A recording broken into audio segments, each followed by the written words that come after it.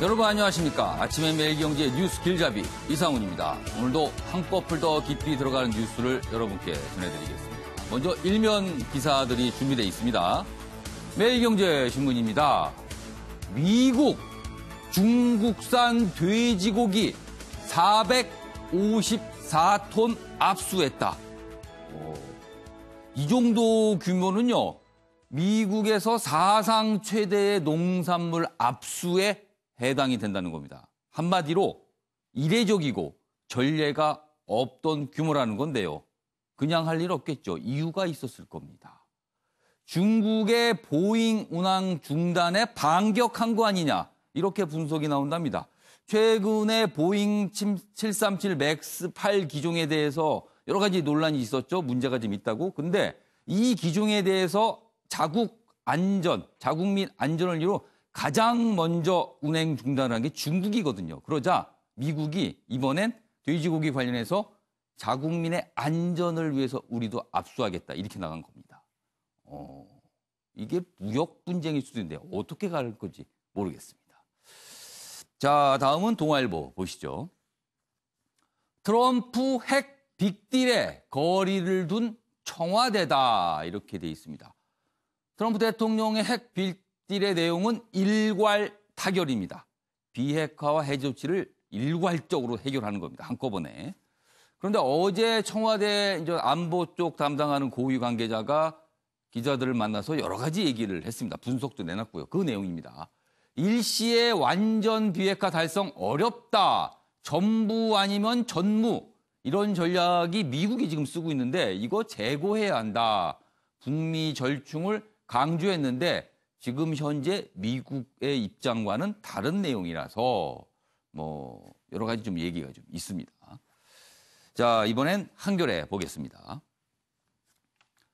KT 채용 비리 의혹, 김성태 의원 여러 얘기 나왔죠. 그런데요, 그 외에 유력 인사 6명이 더 있다.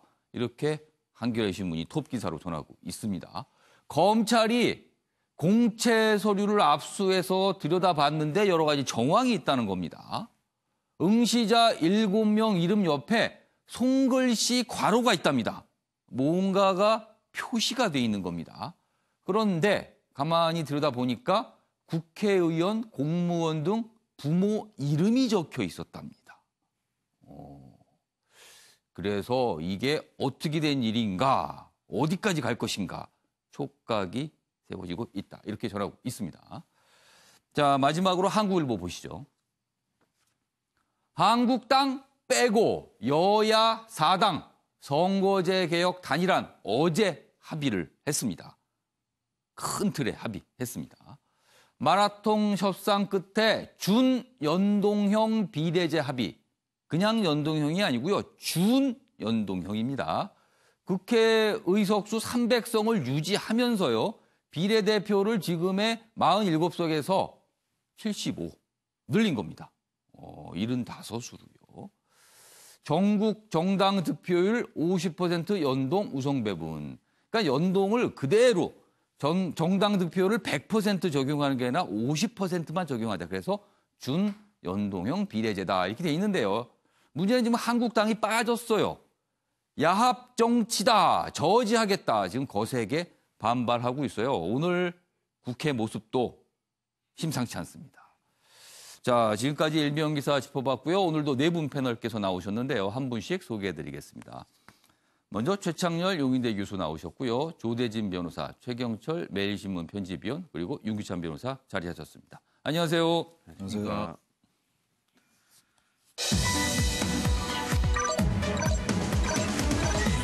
오늘 다룰 뉴스의 핵심을 정리한 아침을 여는 키워드 4가지입니다. 먼저 첫 번째 키워드, 외신기자 클럽 성명 어제 나왔습니다. 그리고요, 문제의 총경, 대기 발령, 선거제 격돌, 정치권의 모습이고요. 마지막으로 위기 맞은 중재자론이다. 북한과 관련 내용이군요.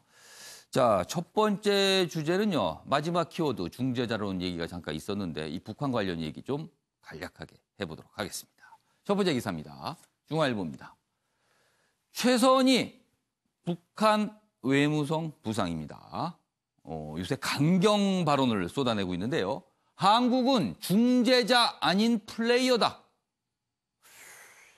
우리 정부는 계속 북한과 미국 사이에 중재자를 자임하면서 여러 가지 역할을 지금 모색해 왔는데요. 막상 북한은 중재자 아닌 플레이어다. 그래서 위기 맞은 중재자론이다. 이렇게 제목이 달려 있습니다. 최선희 협상 중단 엄포에 한미가 긴장하고 있다. 트럼프는 보고받고도 사흘째 침묵하고 있습니다. 주체할 수 없는 트위터 글 올리는 모습이었는데 주체를 하고 있는 거예요, 지금. 무슨 생각이 있을 것 같습니다. 북, 레드라인 넘지 마라 경고하는 거 아니냐. 미국은 한국에 의구심이 있다. 그리고 북한은 외면하고 있다. 그래서 위기 맞은 중재자론이다. 이렇게 내용이 돼 있습니다. 이런 가운데 어제 청와대 고위 관계자가 지금 상황에 대해서 여러 가지 얘기를 했거든요. 그 기사도 있습니다. 마저 보겠습니다. 경향신문입니다. 청와대 이번엔 남북이 대화할 차례다. 뭔가 돌파구를 마련할 때다. 남북이 만나서. 그리고요. 미국엔 all or nothing.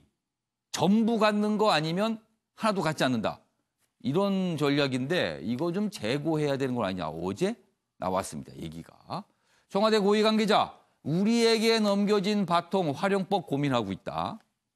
북미 모두 과거로 돌아가기엔 굉장히 어렵다. 이미 너무 많이 왔다라는 거죠. 과거로 가기에는. 그렇게 평가했습니다. 그리고 김정은 위원장은 빈손으로 귀국을 하게 됐는데 아마 국내적으로, 북한 내부적으로 어려움이 있을 것이다. 또 이렇게 전망을 했습니다. 자, 그럼 여기서요. 어제가 아니죠. 며칠 지났습니다. 벌써. 최선희 부상의 그런 발언 내용 그리고 미국 쪽에서 나오는 내용 한꺼번에 묶어서 들어보겠습니다. 미국 측이 저미 관계 개선이라든가 그 밖에 다른 6월 10일 공동 성명 그 저항들이 리행에는 일체 관심이 없고 오직 우리와의 협상에서 그 어떤 결과를 따내서 저들이 정치적 치적으로 만드는데利用하려 한다는 것이었습니다. 명백히 하건대 지금과 같은 미국의 강도적 입장은 사태를 분명 위험하게 만들 것입니다. 우리 최고 지도부가 곧 자기 결심을 명백히 할 것으로 보입니다. We are hopeful that we can continue to have conversation, negotiations. She left open the possibility that negotiations would continue for sure. I'd like to speak further within the U.S. government before we respond. 일단 북한 쪽은 뭐 미국에 대해 강도적 태도 굉장히 강경해요. 그리고 뭐 영상에는 없지만 이제 우리 한국, 남한은 중재자 아니다. 뭐 플레이어다. 뭐 이런 얘기가 나와 있었고요. 그리고 미국 쪽에서는 좀 신중합니다. 어떻게든 해석을 해서 도대체 의도가 뭘까 이렇게 고민하는 모습이 포착됐습니다. 어제 청와대 고위 관계자 여러 가지 얘기인데 그중에 하나가 있습니다. all와 nothing은 좀 제고해야 된다. 미국을 겨냥해서요. 대신에 good enough 딜. 충분히 좋은 딜. 그러니까 이 정도면 좋은 거 아니냐. 이 정도 수준의 딜에 좀 접근해야 되는 거 아니냐. 거기에 좀 추구해야 되는 거 아니냐. 이렇게 얘기를 했어요. 그러나 지금 미국이 강경합니다. 우리 정부가 미국을 설득할 수 있는 가능성 지금 어디 있을까요? 시간이 좀 필요하다고 봅니다. 예. 지금 미국과 북한이 서로 이제 강경한 말을 쏟아냈으면서 계속 이제 우리가 주시해야 될 게 북한이 그럼에도 불구하고 이제 그 이후에 미북 북미 하노이 회담이 결렬된 이후에 이른바 포스트 하노이 비난 성명을 대단히 자제해 왔거든요. 이제 최선희 부상이 이제 강도라는 표현을 쓰고 이제 그런 비판적인 발언을 냈는데 역시 김정은 위원장의 아직 의중이 담겼다고 보기는 어렵거든요. 근데 이에 대해서 지금 미국의 반응이 또 대단히 우리가 좀 주목할 필요가 있어요. 이 정도 발언이 나왔으면 적어도 존 볼턴 보좌관이 강경파로 알려져 있으니까 이에 대해서 거기에 맞대응하는 어떤 발언이 나오는 게 이제 정상적인 문법인데 상식적으로 생각하면 그 정도 발언이 나오면 이쪽도 좀 만만치 않게 세게 받아칠 수 있거든요. 전혀 그렇지 않거든요. 특히 폼페이오 장관이야 뭐 온건파라고 이제 합니다. 뭐 온건파라 하더라도 여전히 협상 가능성이 있다라고 얘기했단 말이죠. 그러니까 지금 청와대 뭐 고위 관계자의 말처럼 미국과 북한이 너무 많이 왔어요. 그야말로 이제 되돌리기가 대단히 어렵지 않느냐. 그건 이제 트럼프 대통령으로서도 그렇고 전 김정은 위원장이 더욱더 그런 입장이 있다고 봅니다. 예. 김정은 위원장이 최근에 한 얘기도 경제 건설에 매진해야 된다 이런 말씀을 얘기를 했단 말이죠. 그리고 현재 어쨌든 김정은 위원장은 북한은 어쨌든 개방국가, 개방까지는 아니라 하더라도 어쨌든 개혁을 통해서 정상국가로 가겠다는 의지가 확고해 보여요. 적어도. 그렇기 때문에 지금 최선희 부상의 이런 얘기들은 협상을 깨겠다라는 것보다는 최근에 미국의 여러 가지 좀 강경 발언들에 대해서 북한의 입장을 내놓은 거라고 보여져요. 압박을 가하는 거라고 봐야 되겠죠. 단지 이제 중요한 게 우리 한국이 중재자가 아니다, 플레이어다라는 말은 우리로서는 대단히 좀 거부할 수가 있는 거죠. 북한과 미국을 양쪽을 설득해서 지금 이제 미국은 일괄 타결, 아까 말한 이제 오로와 나시를 얘기하는 거 아니에요. 전부 아니면 전부. 그러나 지금 북한은 이제 동시적, 단계적 해법, 이거 흔히들 얘기할 때 비판적으로 볼 때 살라미식 해법이다라는 말을 많이 쓰지 않습니까? 뭐 그런데 뜻은 비슷한데 표현이 좀 다릅니다. 표현이 다르죠. 청와대가 그런 말을 했어요. 청와대에서 우리도 살라미식의 북한 해법에 동의하지 않는다라는 취지의 얘기를 했거든요. 그러니까 우리로서는 어쨌든 북한에게도 계속 비핵화 쪽에 메시지를 줘야 된다는 얘기를 해야 되는 것이고 미국에게도 전혀 사응 조치 없이 제재 완화가 거의 없이 말이죠. 한꺼번에 일괄 타결이 가능하겠냐라는 얘기를 해야 되는 거예요. 그게 중재자거든요. 근데 그게 필요 없다라는 식의 이제 메시지를 준 거예요. 이제 북한의 최 부산이. 그럼에도 불구하고 이제 말씀드린 것처럼 북한과 미국은 그 필요성을 절감하고 있다고 봅니다. 그리고 트럼프 대통령이 이제 시간이 좀 아직은 좀 남아 있어요. 대선이 이제 내년부터 본격화되기 시작할 테니까. 그러니까 이제 뭐 하노이 회담 결렬된 지가 얼마 안 됐잖아요. 지난달 27일, 28일이었으니까 조금 시간을 두고 볼 필요가 있지 않느냐라는 생각을 합니다. 최영실 편집이요.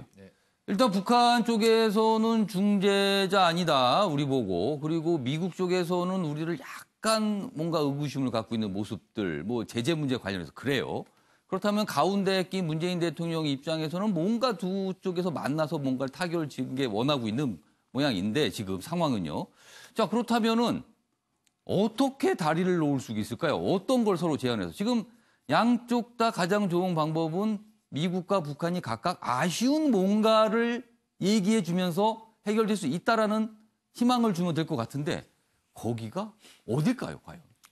결과적으로 저희가 뭐 노름을 할 때도 그렇지만 판을 잘 읽어야 되지 않습니까? 판을 저 사람은 무슨 패를 들고 있고 내가 무슨 패를 들고 있고 그리고 판돈이 지금 얼마만큼 걸려 있고 이러한 것들을 봐야 되는데 기본적으로 이 판은 강대국들의 노름터죠, 그죠?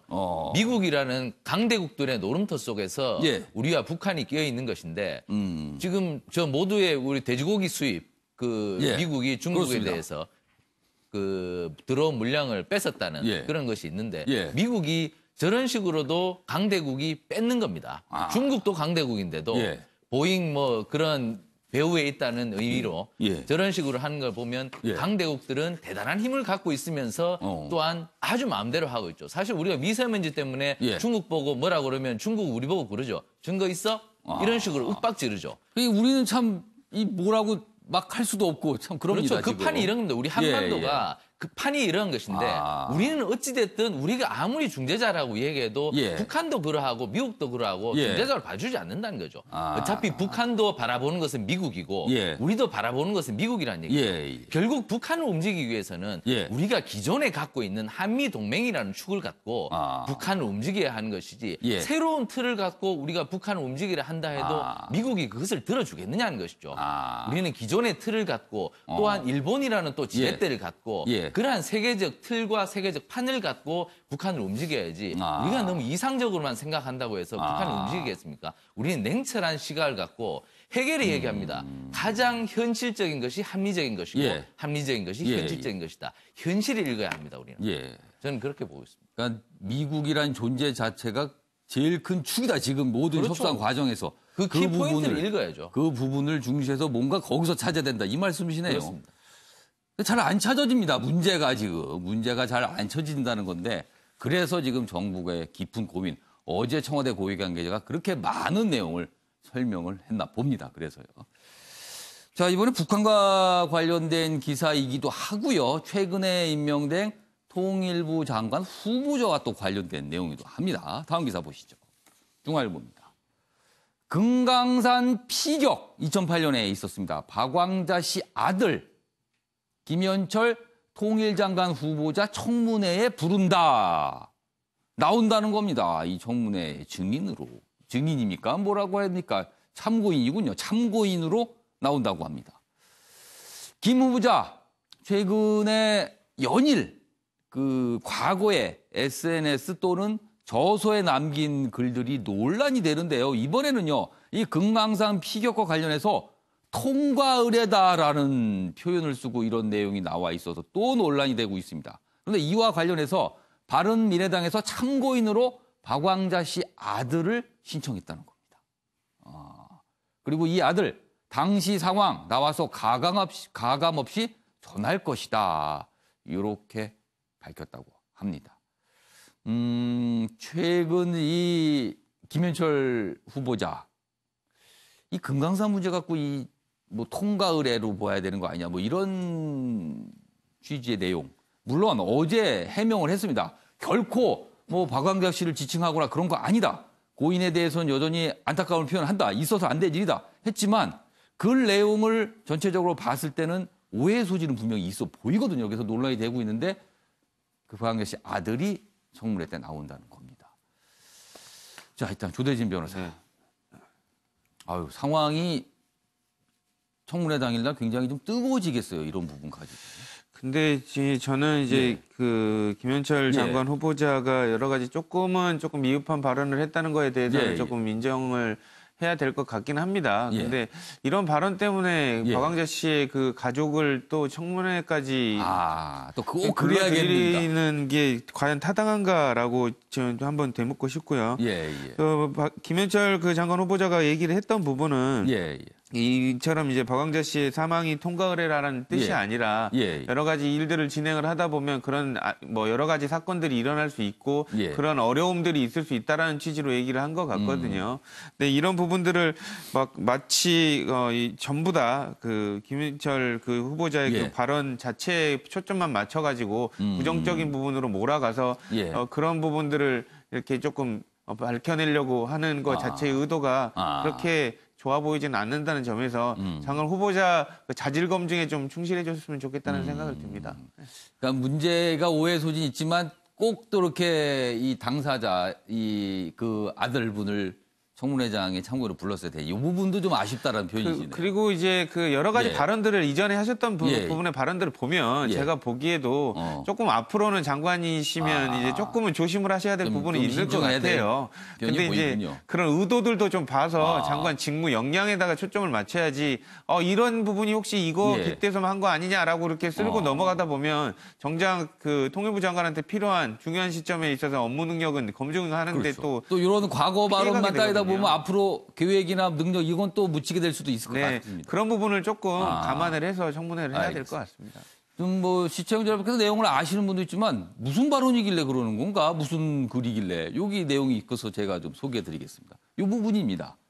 시청자 여러분께서 한번 판단해 보시죠. 김현철 통일부 장관 후보자는 2010년 언론기고문에서 이런 글을 썼어요.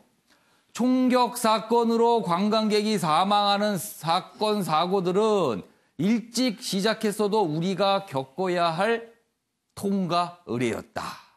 이 대목이거든요. 이게 뭐 여러 가지로 좀 뭐 해석될 수 있을 것 같은데 아무튼 이 부분이 논란이 됐고 지금 이렇게 상황이 흘러가고 있습니다. 자, 윤기찬 변호사. 어떻게 보세요, 지금 상황은? 글쎄요, 그 총격 사건으로 우리 국민이 사망하는 이 사건이 겪어야 될 거였는지에 대해서는 사실 그렇지 않거든요. 갈등은 있을 수 있는데 저런 식으로 아무런 그 민간인이 관광 가서 저렇게 총격으로 사망하는 사건이 겪어야 될 사건인가에 대한 인식은 사실 이해하기 어렵고요.